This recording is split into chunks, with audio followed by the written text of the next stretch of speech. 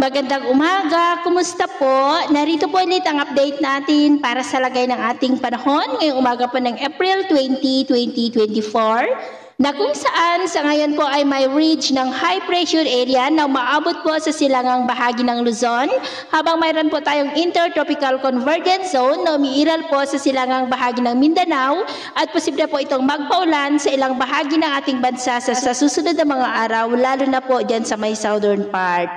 Habang yung easterlies naman ay patuloy pa rin na umiihip sa malaking bahagi po ng ating bansa at ito naman ang ipinapakita ng forecast model natin pong ginagamit hanggang po sa susunod na 2 linggo. At sa lagay ng ating panahon, ngayong madaling araw ay maayos ang panahon sa malaking bahagi ng ating bansa maliban lamang sa mga tsansa ng mga isolated rain sa ilang bahagi ng Catanduanes, Sorsogon at Dinagat Island. At mamaya po ay sisikat ang araw sa malaking bahagi ng ating bansa, mainit at maalinsangan ang panahon na posibleng aabot ang heat index sa 45 degrees Celsius kaya mag-ingat po tayo sa panganib na dulot po ng mainit na panahon. Pero sa kabila po ng mainit na panahon ay may tsansa pa rin ng maulap na kalangitan with isolated rain sa ilang bahagi ng Catanduanes, Legazpi, Dinagat Island, Basilan at Zamboanga. At mamayang hapon, patuloy pa rin na mainit at maalinsangan ang panahon pero may tsansa pa rin ng maulap na kalangitan with isolated rains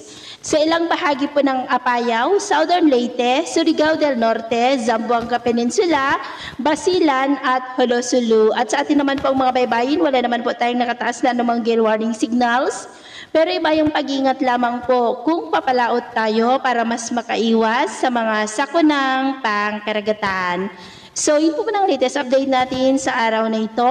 At ako po muli si Gems na nagsasabing sa kahit anong pagsubok po na darating sa ating buhay, wag na wag po tayong mawawalan ng pag-asa. Thank you and God bless!